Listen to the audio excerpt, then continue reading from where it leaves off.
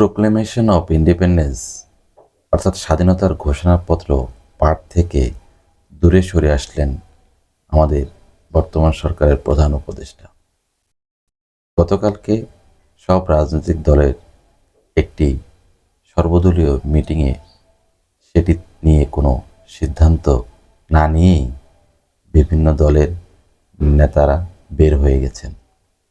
সেখানে বিএনপির সিনিয়র এক নেতা, অর্থাৎ যাকে বিএনপির প্রতিনিধি হিসেবে পাঠিয়েছে জনাব সালাউদ্দিন আহমেদ, তিনি ৭২-এর সংবিধান এবং ৭১ সালের মুক্তিযুদ্ধের উপর জোর দেওয়ার কথা বলেছেন এবং এই বিগত ৫ মাস পরে যে ঘোষণাপত্র পাঠ করার এটি প্রয়োজনীয়তা আছে কিনা সেটি নিয়ে সরকারকে চিন্তাভাবনা করার কথা বলেছেন।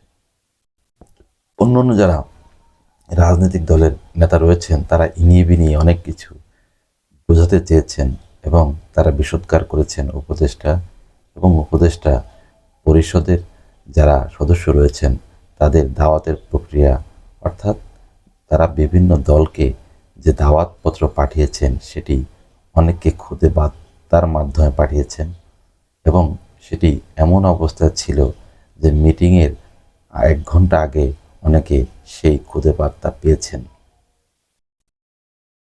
সব মিলিয়ে এমন একটা হযবরল অবস্থার মধ্যে গতকালকে বৈঠকটি হয়েছে এবং এই যে ছাত্র সমন্বয় নামধারী যারা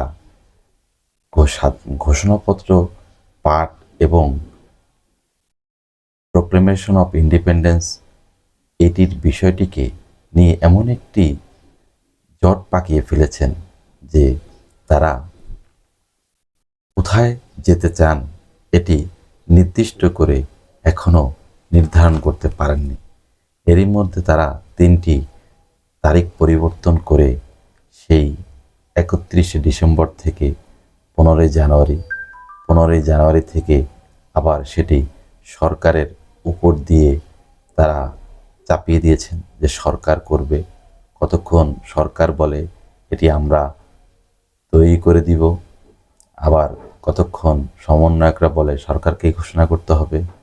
সরকার আবার গতকালকে আইন উপদেষ্টা বলেছেন যে এটি তৈরির প্রক্রিয়া শুরু হয়েছে, সব দলের ঐক্যর মধ্যে এটি তৈরি হবে, অর্থাৎ এক হযবরল অবস্থার মধ্যে চলছে এ দেশ।